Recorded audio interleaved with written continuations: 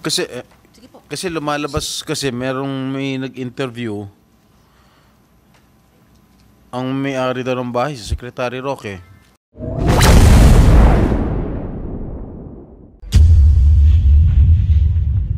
Na nag-apply for POGO license dati. Hindi po. Maaring, no. I deny It's, that. I deny that. You deny it. Okay. Yes.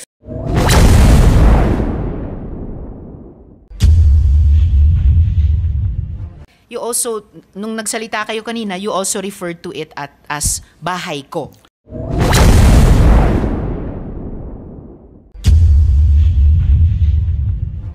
Secretary Roque, if I may, sa inyo ba yung bahay na yun?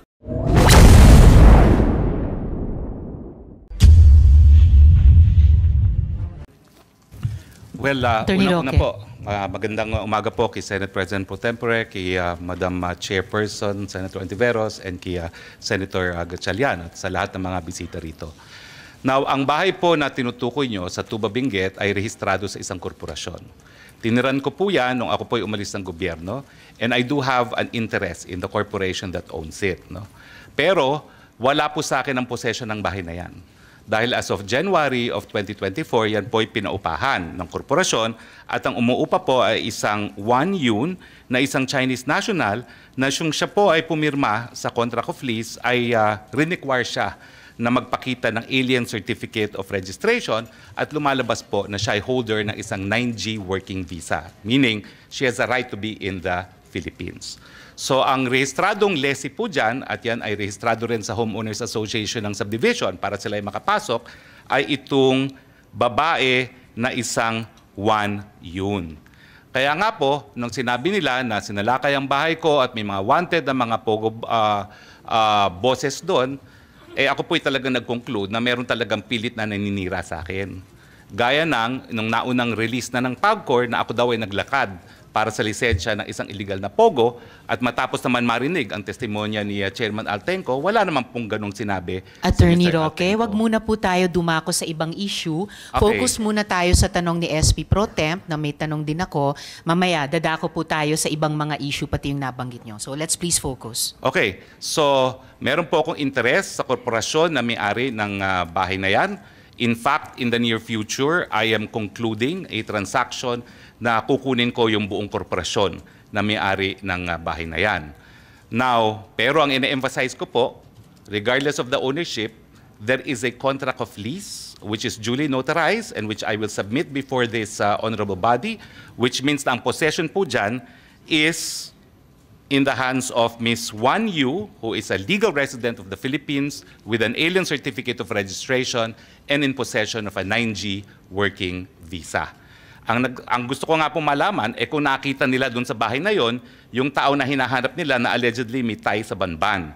Dahil kung di naman po ako nagkakamali, again, as part of due diligence, yung isang lalaking nahuli dyan is the partner of of the lessee, no? Hindi ko naman po tinatanggi na may interest talaga ako dyan sa korporasyon na yan, albeit not 100% as of yet, pero magiging 100% na po yan. Now, yun nga po, yung lalaki, ang alam ko, is the partner of Wang Yun, and alam nyo po, hanggang ngayon, meron akong katiwala doon.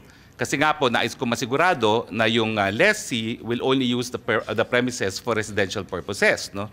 Dahil nung ako po ay nasa gobyerno pa, may mga nagrereklamo sa mga villages gaya ng Multinational Village na ginagawang pogo at 70 people at a time ang nasa residential homes. So nagtalaga pa ako ng caretaker para masigurado na wala pong ganyan at ang caretaker's report naman ay talagang hanggang 3 tao lang ang nakatira ron. Ang question po is, yun nga po, kung yung lalaking nahuli ay siyang merong tie sa Banban at dahil ang alam ko po, nag-due diligence din naman kami kung sino yung lalaking yon, partner yon nung aking lessee, but gentleman of leisure po yun eh.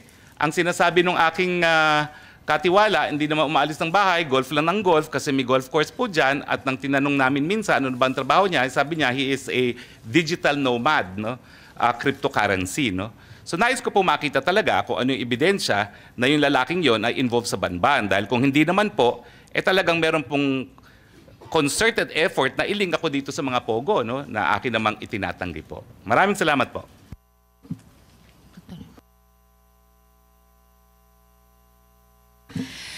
Salamat, Attorney Roque and SP Pro Temp.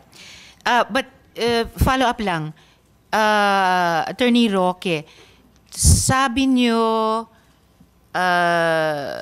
korporasyon ang may-ari ng bahay na ni-raid Opo. at natagpuan ng 2 foreign nationals na associated ng PAOK sa Bamban at nasa custody ngayon ng BI. Sabi nyo sa ano yan, sa korporasyon. But you also, nung nagsalita kayo kanina, you also referred to it as bahay ko. Well, I do not deny po na I have an interest in the corporation. Hindi ko po dinideny yun. In fact, Aling korporasyon po iyan? ang pangalan po ata is PH2, hindi ko maalala, no? PH2. PH2. Pero wait a minute. Dapat maalala nyo po. Well, you intend to mahaba po yung pangalan. procure 100% ownership Anyway, of it. maya-maya po, PH2. darating po What yung... does PH2 stand for Well, po? ano po yan eh, that's the location of the address of the house. Okay, anyway, maya-maya PH2, po... why? What's the whole address parang po of the phase house? 2, black number, gano'n. Okay, no? phase 2. Pero maya-maya po, nagpakuha ko ng contract of lease para ipakita rito sa komite na ito, no? Na, And sa ngayon po, kayo ang majority shareholder ng PH2? sa ngayon po, hindi. Hindi. Pero Anong kami percentage po, ng ang, ownership nyo? Ay, nako, nominal lang po ako ngayon. No? 10%, 20%? Well, ngayon po lumalabas, ano lang ako, nag-subscribe lang po ako when it was incorporated, no? At sino po yung majority shareholder sa Ang majority is another corporation PH2? po. Another What is that corporation. other corporation? It's Biancham Holdings po. Ano pong pangalan? Biancham Holdings. Biancham Holdings. Holding. B-I-A-N. CHAM. Si Bianchan Holdings. Yes, yes. Ganong kalaki yung majority? Lahat po yan Sold. sa Biancham Holdings. Pero minority. wholly owned. Nominal kayo. Nominal. Wholly. Oo, wholly owned po yan by Bianchan Biancham. Holdings. Sino pong incorporators ng Bianchan Holdings? Attorney Percival Ortega po at yun po naalala ko si Attorney Percival Ortega.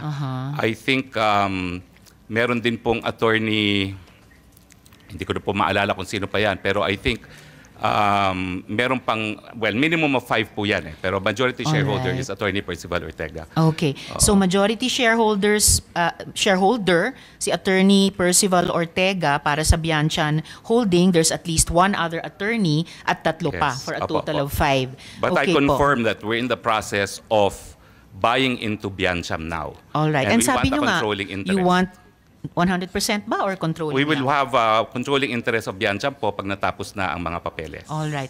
Pero nasa Homeowners Association din po kayo ng subdivision, tama po? Well, nung simula po, dahil tinirang ko po yan nung ako po yung umalis sa gobyerno nung 2019, pero nung bumalik ako sa gobyerno, hindi na po ako tumira doon. Pero hanggang ngayon po, I consider myself a resident of Baguio, but I stay in another house. Pero member po kayo ng HOA dun sa subdivision? na yun? Mandatory po na yung corporate owner is a member of the Homeowners Association. So, member po, dahil mandatory, member kayo ng HOA ng subdivision? Member po yung corporation that owns the house. Okay. So, sinong nakapangalang representative ng Bianchan Holdings sa HOA ng subdivision? Hindi po ako sigurado, no? Kung sino ngayon ang nakapangalan doon, no? But I do know that lahat po ng mga dues are being paid and the real estate taxes are being paid. Sino pong nagbabayad ng dues at real estate taxes para Well, sa ano po, Bianchan doon? it is also Biancham, no, that pays for it, no. But in any case, hindi ko po dinideny that, you know, that is a house that I have an interest in. Opo. I have lived in the house. Ang sinasabi ko lang po, pinaupahan po yan and possession is now with the lessee. For the record, yung Bianchan Holdings, nabalita po dati na may partnership sa First Mariveles Holdings Corp o FBMHC na nag-apply for POGO license dati. Hindi po. Maaring, no. I deny It's, that. I deny that. You deny it. Okay. Yes, ang Well, we will ask application the po is proper... AFAB. Oo. It's the Freeport Authority of Bataan. Okay, It we is will not ask with that. PAGCOR. All right, we will ask that sa present and possibly past PAGCOR chairs Wala po later. yung application at all with PAGCOR. Yes, well noted yung denial nyo.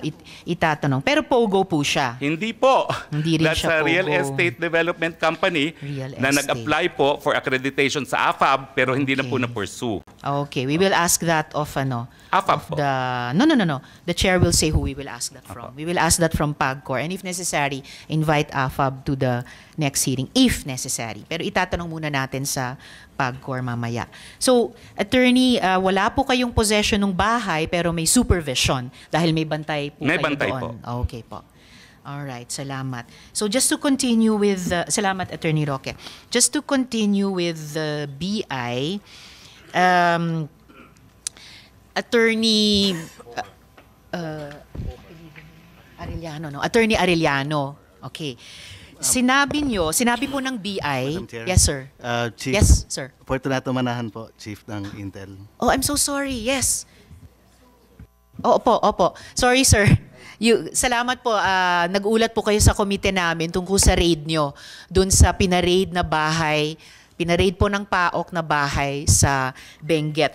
Do you wish to add anything else po para sa impormasyon ng komiteng ito tungkol sa raid na yon, yung yung 2 taong nadatnan nyo doon na nasa custody nyo ngayon, and any other details about the house or the raid in general? Yes, Madam Chairperson, just for the final clarification lang po na yung male and female, the 2 subjects, is under the custody of PAOK since Saturday po. Noted po. Thank you. Stand corrected. So under custody ng PAOK, yung isang Chinese woman at isang Cambodian man. Alright. Maraming salamat po, Chief Manahan. Thank you. Thank you, Madam Apo. Chairperson. So could we have Sir Attorney Arellano back for further questions for the BI?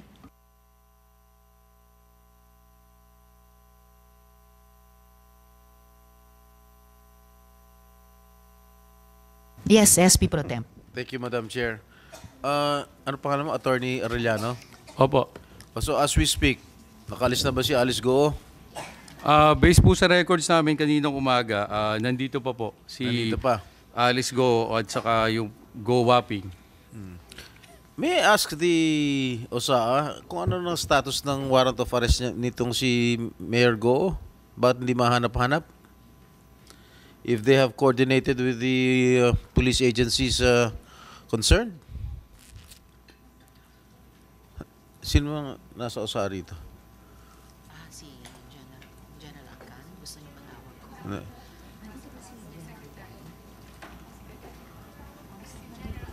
Bakit hindi mahuli-huli itong mayor na ito?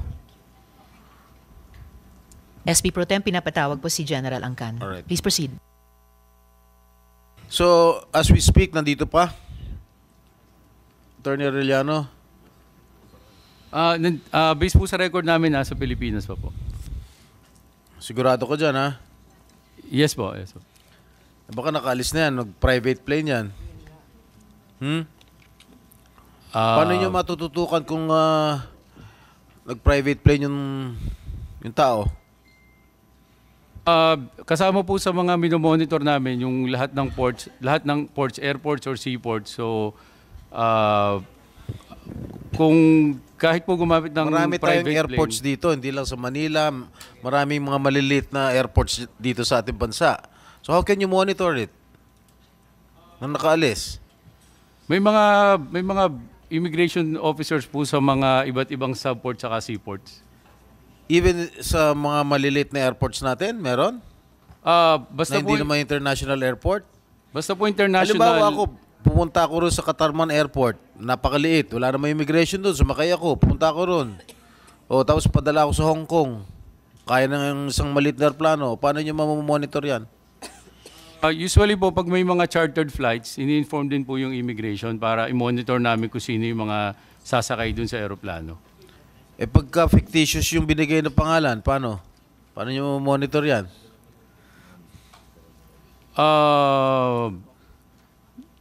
Na-check naman po namin. Na-check po namin. SP Pro Temp, nandito na po. I-acknowledge ko lang muna presensya ni Sen Robin. Shukran for attending the hearing. And Senator Grace, maraming salamat for joining the hearing. And SP Pro Temp, andito na rin po si General Angkan, yung ating tatanungin Office ko Sergeant lang at kung ano Arms. yung status ng warrant of arrest ni Mayor Go. Bakit hindi mahanap-hanap? Have you coordinated with the PNP, NBI para mahuli? General Angkan, sa kabila ng marami nyo ng suporta sa komite, sa tulong din ng NBI sa pagsuserve ng mga subpoena at saka warrant. So, paki-address po yung concern ni SP Pro Temp. Madam Chair,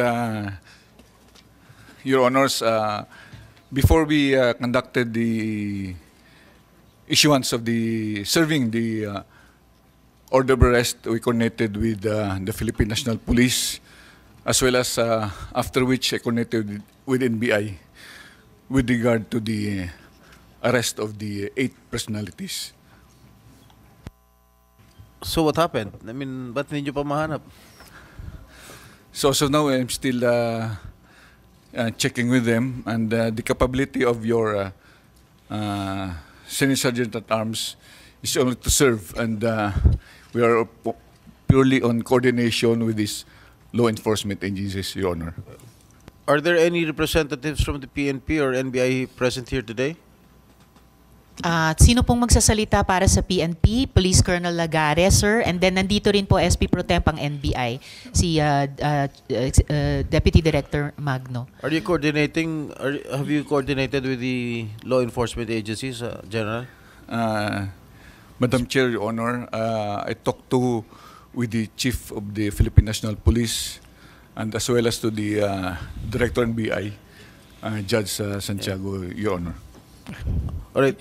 Colonel Lagare. Madam Chair, Your Honor, I'm Police Colonel John Mark J. Lagare, the Chief of Staff of the Criminal Investigation and Detection Group.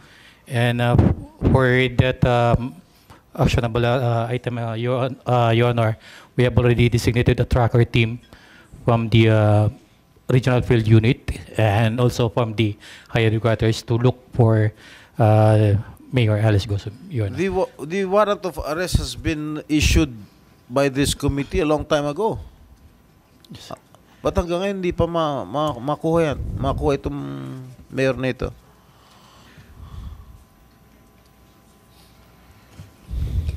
Wala ba kayong lead? Actually, I will first inquire for the tracker team from the DSOYO detectives. Ano? The detective support operation unit yun, Your Honor. And I will give feedback. Sino? Mic niyo, sir. O sige, while waiting, who's the representative from the NBI? At SP Pro Temp, Colonel Lagare, kung maaari, bigay niyo yung sagot sa tanong ni SP Pro Temp within this hearing po. So could we hear from the NBI? Deputy Director Magno. Mr. Chair, SP Prompt, good morning, sirs. The warrant of arrest has already been cascaded to our regions and districts. As of now, our teams and most of the agents are doing their best to locate and serve the warrant of arrest of this honorable committee, Mr. Chair. Madam Chair. Okay, the chairperson, Madam Chairperson, has made statements that Mayor Go has been very active on Facebook. Hindi nyo ba matrace yan? Yung IP address niyan? Efforts are being done by our cybercrime group, Madam Chair. Why is it taking so long? When did the committee issue this warrant of arrest against her? Kailan ba initiate? July 11. Oh, 2 weeks na, hindi pa mahanap. I will immediately check the status right now of our Wala ba kayong cybercrime. lead? Asan Mr. siya? Chair, we were informed that by our assets as of prior to the issuance of the warrant of arrest, there are some sightings in Bulacan. However, Sightings lang. sightings lang po. Kamukha lang niya. However, when the team went to the possible locations of these sightings, ay as of now, malalaman po natin na wala naman pong nahuli o nakita pa po. Mr. Chair, Madam Kailan Chair. nyo mapapangako sa committee ito kung kailan nyo mahuli yan? We will try our best, Madam Chair, to issue to serve the warrant of arrest soonest, and we will submit a report to this effect.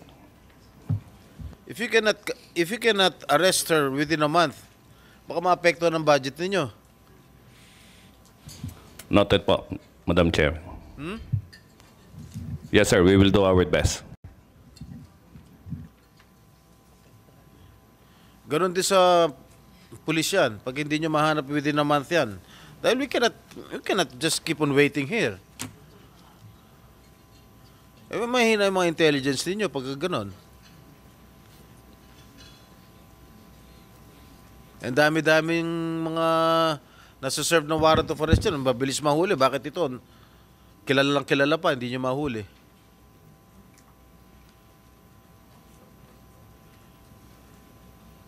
You better get your acts together. Kailangan may proper coordination kayo with all our law enforcement agencies. Yun sa amin, on the part of the Senate, yung sa namin, we can just do so much. Hindi naman sila kasing powerful ninyo na lahat na resources nasa inyo. Okay? Yes, Senator, please. Salamat, SP Pro Temp and Deputy Director Domingo and Police Colonel Lagare. Maraming salamat po, General Angkan. Yes, and Grace. Sino pong nandito para sa Bureau of Immigration? I'm sorry.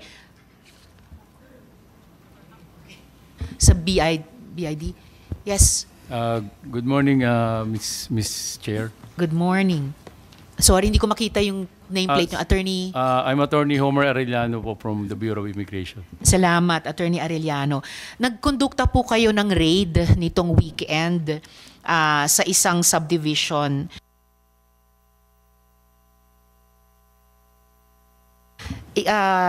Nag-raid po kayo ngayong weekend sa isang subdivision sa Tuba, Benguet.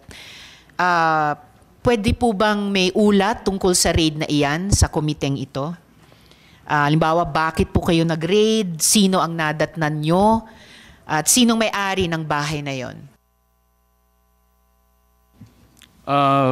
Ma'am, para po sa mas better discussion sa description, yung pong chief namin ng Intel Division ang mag-discuss po. Alright, please. Chief Intel, kumari pong lumapit kayo rito. Nakapag-sumpa po ba kayo kanina? Alright, thank you, sir. Please take your seat.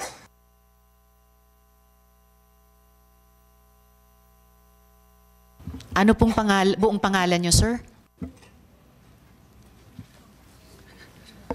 Good morning, Madam Chairperson, Your Honors, and good morning to this committee. Fortunato S. Manahan Jr., Madam Chairperson, Chief of the Intelligence Division. Chief Manahan? Alright, thank you, sir. So, pakiulat sa komite kung yung dahilan ng pag-raid, kung mayroon at anong identity ng mga taong nadatnan doon at yung may-ari ng bahay na iyon. Please proceed. Madam Chairperson, last Friday, there was a coordination ng PAOK sa aming bureau, sa aming commissioner, to conduct an operation sa Benguet. And the Bureau of Immigration issued a mission order signed by the commissioner for a certain subject. Nag-dispatch po tayo ng team to join the PAOK, and then 2 foreign nationals po ang na-arrest po and now in the custody of the PAOK. Sino po itong foreign nationals? Madam Chair, 1 male and 1 female. The female is a Chinese national. The male is a Cambodian national.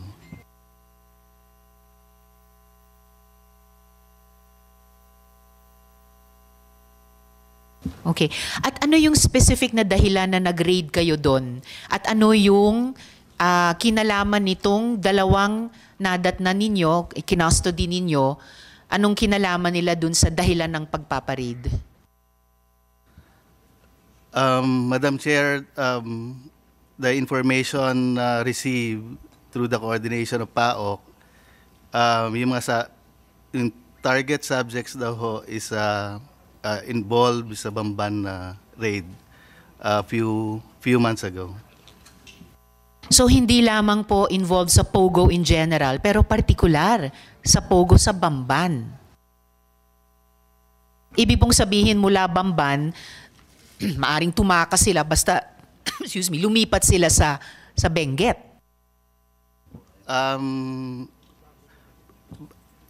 Wala naman hong information na gano'n, pero yung subject po is cited daw po sa Mountain Province, which is Benguet. Okay, so yung subject persons na, kumbaga, persons of interest kaugnay ng Bamban Pogo na site sa Benguet, kaya pinaraid po sa BI. Together with the PAOK, Madam Chair. Yes, so BI and PAOK. And sinong may-ari ng bahay kung saan nadatnan yung Chinese woman at Cambodian man? Madam Chair, yung Bureau of Immigration po, wala hong personal knowledge dun sa name or ownership of the residents. We're just after the foreign nationals stated dun sa mission order issued. So sa mission order, paano dinescribe nung PAOK yung bahay na pinaparade sa inyo kasama nila? Wala hong information na naibigay sa amin. Only the name of the foreign national stated sa mission order, Madam Chair. Alright. May tanong si SP Is Pro there a Tem. representative from PAOK here present? Comsec, nandito ba ang PAOK?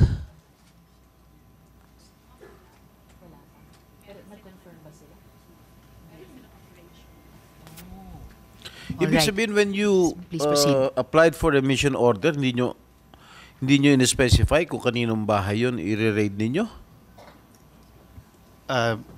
Yes, Madam Chairperson, Your Honor. We're just after the site and the name Didn't of the you subject. dare to ask who owns the house? Hindi po. Usually, when we conduct operations po, hindi naman ho namin tinatanong kung sino yung may owner of the establishment or owner of the house. Okay, as we speak, wala ba kayong alam kung sino may-ari ng bahay? Wala po, Your Honor.